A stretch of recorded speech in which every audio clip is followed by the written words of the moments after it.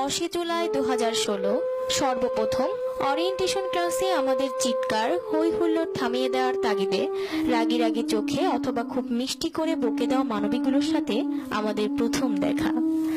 এরপর কখনো কলেজ বাসে, কখনো কলতানে, কখনো আমতলা ঝাল ফুচকার দোকানে অথবা কখনো ছাউনিতে তাদের সাথে দেখা। কলেজ জীবন, নতুন পরিবেশ, নতুন সিনিয়র, নতুন বন্ধু বান্ধব, সব নতুন।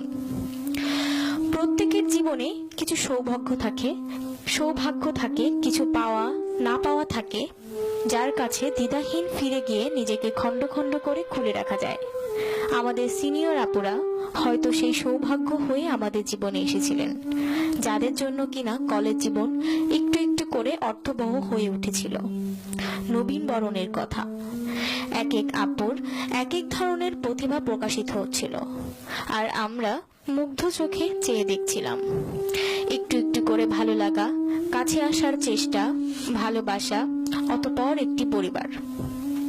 ট্যাঙ্কির উপরে তোমরা পা ঝুলিয়ে বসতে, কেউ বা হেলান দিয়ে দাঁড়াতে। ট্যাঙ্কির ওখানটাতে তোমাদের দেখতে দেখতে কেমন যেন অভ্যস্ত হয়ে গিয়েছিলাম আমরা। আর কলতান যেন তোমাদের পদচারণায় মুখরিত ছিল। বাস্কেটবল গ্রাউন্ড আর পাশের ছাউনিতে বসে বসে তোমরা আড্ডা দিতে, টিফিন খেতে, কমন রুমে গোল হয়ে বসে গ্রুপ স্টাডি, আড্ডা, কোথাও বা মেঝের এক কোণে বসে ছোটখাটো একটা গানের আসর বসাতে। সেই সাত সকালে সবাইকে ভিড় হতে দেখা যেত ক্যান্টিনের ওখানটায়। গরম চায়ে চুমুক দিতে দিতে গল্প করতে তোমরা।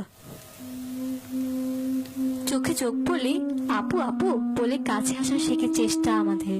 টিফিনের আড্ডা, কমন রুমের গল্প, কখনো লাইব্রেরিতে উকি দিয়ে তোমাদের দেখা। কলতানের ছায়ায় বসে কমন রুমে এক কোণে অথবা অডিটোরিয়ামের সামনের মাঠে বসে তুমি ভরে ছয়ে মন, সুনীল বরুণা অথবা আমার পথ চলা গানগুলো যখন সবাই মিলে গাইতাম না আপু, তখন মনে হতো সময়টা যেন এভাবেই থেমে থাকো। সায়েন্স ফেস্টের কথা মনে পড়ে। তোমাদের অক্লান্ত পরিশ্রমগুলো আমাদের কর্মঠ হতে শেখায় আপু। তোমাদের বকাগুলো, চোখ রাঙানি বারংবার দেখতে ইচ্ছে হয়। তোমাদের ঝাড়ি খেয়ে হিল মার্চে এগিয়ে যাওয়া মনে পড়ে। ক্রিকেট খেলার সময় মাঠে তোমাদের সহযোগিতা মনে পড়ে আপু। আয় পিচ্ছি, রোবটের মতো দাঁড়িয়ে আছিস কেন? ব্যাট ধরাও শিখিস নাই? সব বল খেলতে হয় না, ব্যাটে বল লাগা। খুব মনে পড়ে আপু কথাগুলো। মনে আছে আপু বোর্ড খেলার ফাইনাল দিনের কথা? আমরা চ্যাম্পিয়ন হলাম, কত আনন্দ করলাম সবাই একত্র হয়ে। বলেছিলে আমরা যা করতে পারিনি, যে কাপ আনতে পারিনি, তোরা তা করে দেখালি।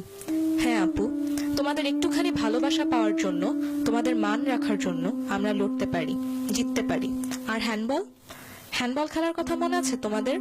কিভাবে সিনিয়র জুনিয়র একত্র হয়ে কাঁধে কাঁধ মিলিয়ে আমরা খেলেছিলাম, সফলতার মুখ দেখেছিলাম আপু, চ্যাম্পিয়ন হয়েছিলাম। হ্যাঁ, আমরা পেরেছি।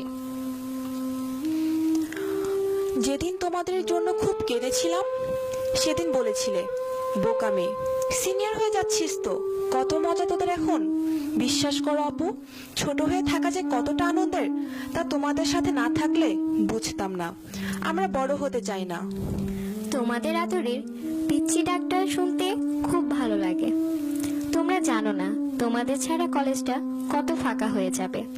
সকালবেলা কলেজ বাস থেকে শুরু করে ট্যাঙ্কির সামনে, কলতানে, ক্যান্টিনে, কমন রুমে আর 3.5 তলার ক্লাসরুমগুলোতে যখন তোমাদের দেখা যায় না, তখন কলেজটা যে কত শূন্য লাগে তা তোমরা কখনোই বুঝে উঠতে পারবে না। তোমাদের কখনোই বোঝাতে পারবো না তোমরা কি ছিলে আর আমরা কি হারিয়েছি। আচ্ছা, সত্যি কি হারিয়েছি?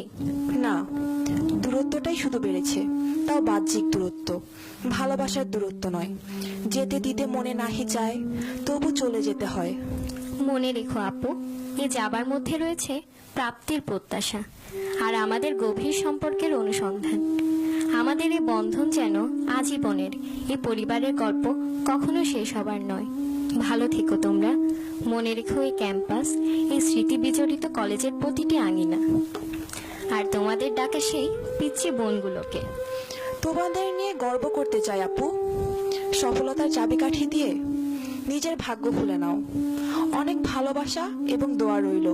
ভালোবাসি আপুরা। ভালোবাসি, ভালোবাসি, ভালোবাসি। কি ভাবছো আপুরা, সব শেষ? এখন তো সবে শুরু। আপু আমরা